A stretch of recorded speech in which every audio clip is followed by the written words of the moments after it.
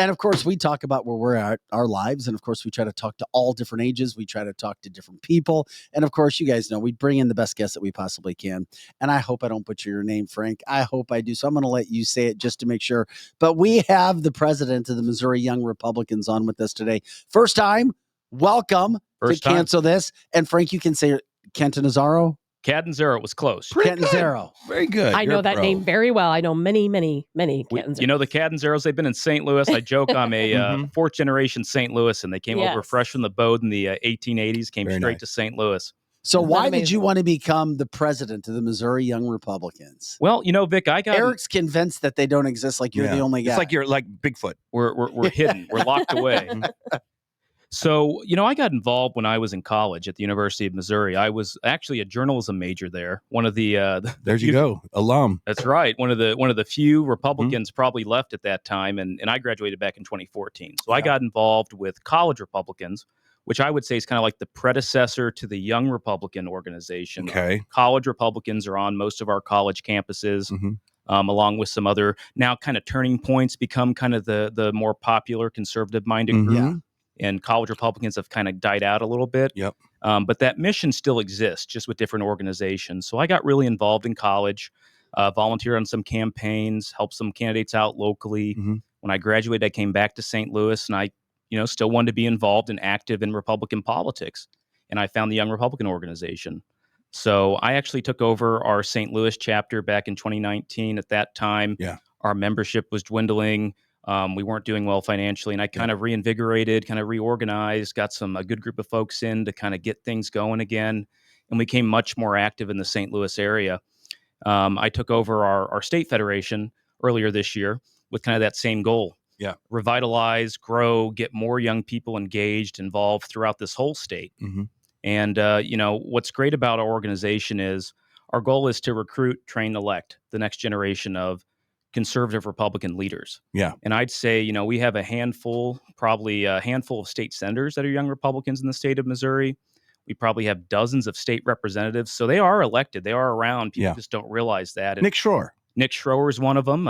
Ben Brown, who's a new state senator. Mary Elizabeth, she just actually aged out.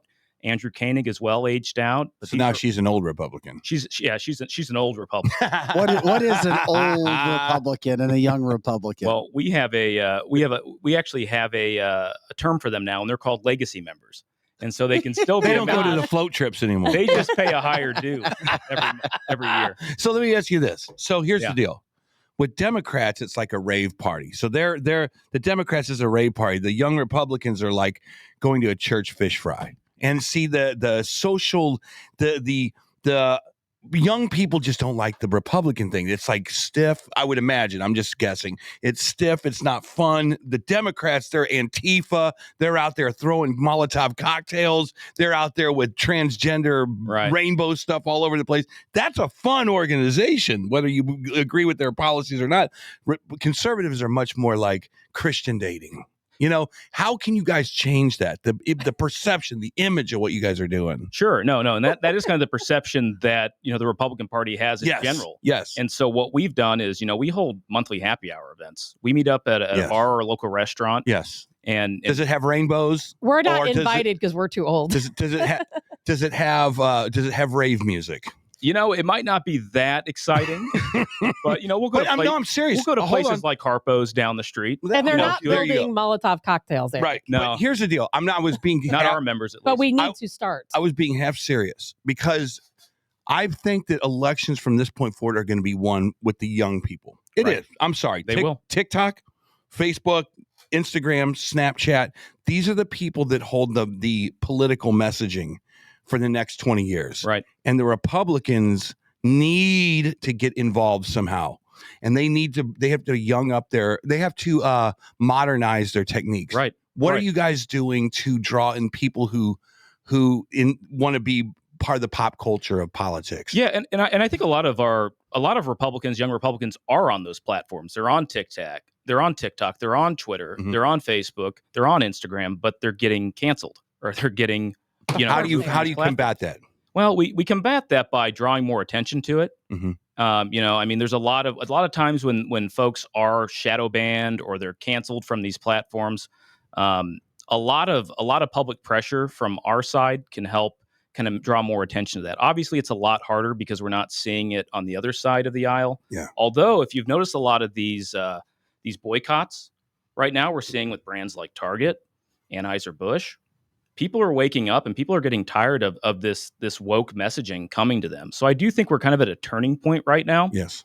And I think that young people are part of that, but it's also, it's also our baby boomers. Yeah. It's all generations are just getting sick and tired of all of How that. sick and tired are they? How far? What I want to know, and I don't know enough young conservative people to know the answer to this.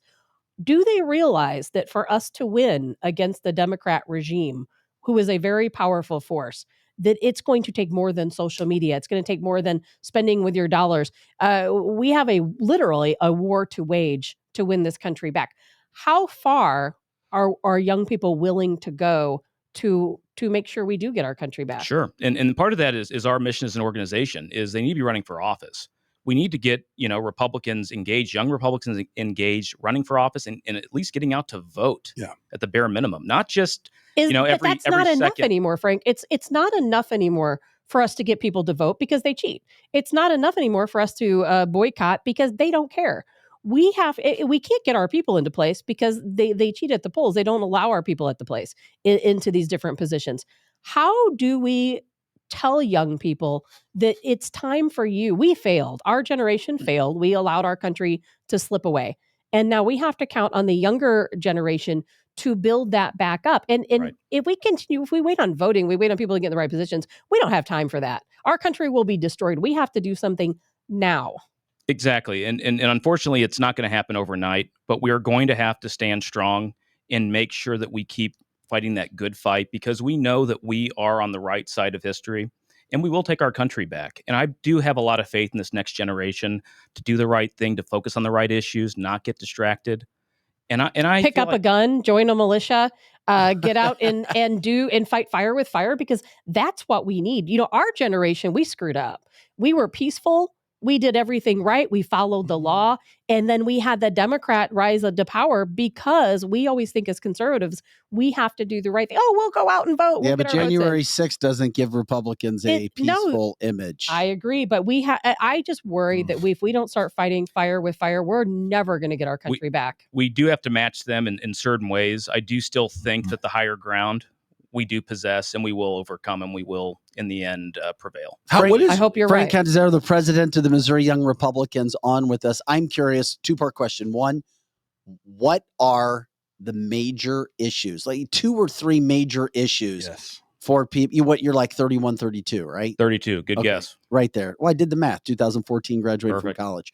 With that being said, I'm going to break. What are the 2 major issues for people in their early 30s, 20s, if they care about politics at all? Yeah, and I'd say millennials, Gen Z, the biggest issue they're facing right now, it's going to be the cost of living. It's going to be inflation. It's going to be their job prospect. You seriously hear that?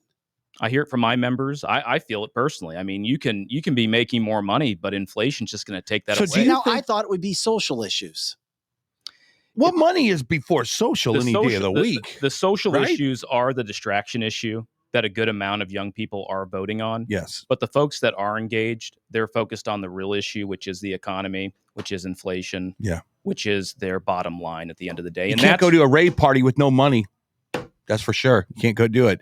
So my question is this: how in the world do you take back that messaging of the social issues? How do you take back that messaging for the young conservatives saying, this is here's Roe versus Wade. You just said it yourself. Right. Roe versus Wade is pushing a lot of people to go vote that are young. They don't even know if they're Democrat or Republican, to be honest with you. And unfortunately, in 2022, they did say that from Gen Z, which was the highest voting demographics in the Vietnam War, they did vote overwhelmingly based on abortion and transgender rights. Yes. So, we have to get that message. Why is transgender such a big deal for that generation? It is the topic of the day.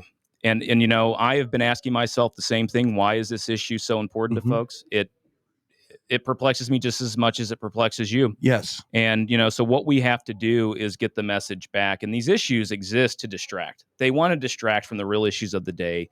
The Biden administration say what you will about them, they're very good at getting the distraction issues out there Yeah. to not focus on the poor job they're doing Mm-hmm. in the White House.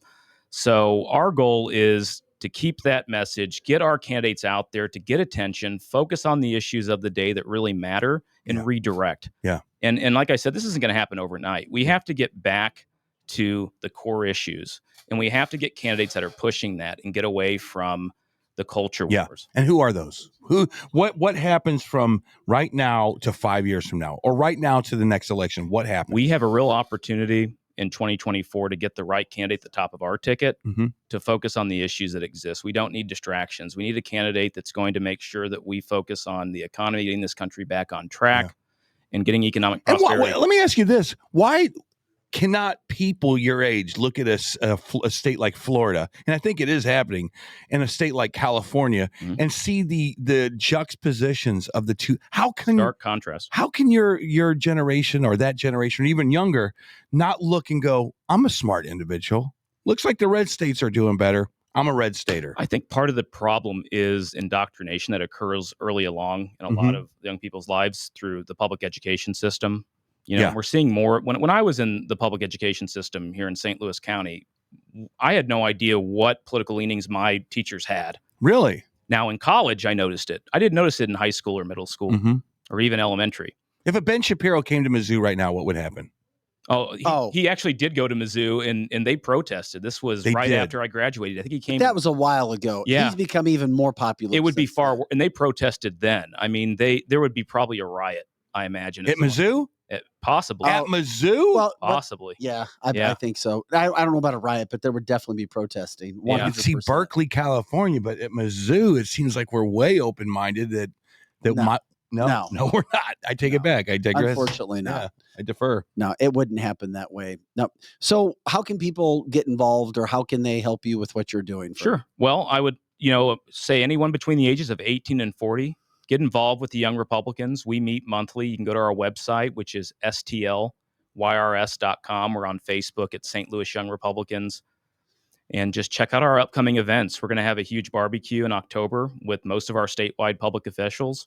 It's going to be a really exciting event. Last year, we had 300 folks there, and we had Eric Schmidt. We had Lieutenant Governor Jay Ashcroft. So we try to get people engaged with all of their public elected officials at the local, state, and federal level if we can. I think you should offer free puppies. Free puppies. We'll work on that one. I'll add that to our... We need to do anything we can. Not we. The Republicans need to do anything they can to get as many people as they can. And like Tabitha says, fight fire with fire. Because now's the time. I don't know what this country would look like in 28, to be honest with you. I think it might be way gone. If we continue down the path we're going, 10 years, look at what things are going to look like. And I absolutely, Frank, I'm so glad you're doing what you're doing. People tell me all the time, well, if things are in such dire circumstances, why do we even try? We have to try. And I do agree that we do have the power. And I know it's not going to happen overnight. I know that. But I hope that our younger Republicans can get out of that comfort zone and understand that there have been periods of time in this country where we have had to fight a hard battle to get our country back. And I think we're heading back into another one of those times. Yeah, unfortunately, I do believe at some point we will be in that scenario. And the goal is to hopefully not be in a drastic situation like that. And I do think, again, it's really going to depend on us winning the White House back. Yes, it is. And the Senate and holding the House in 2024.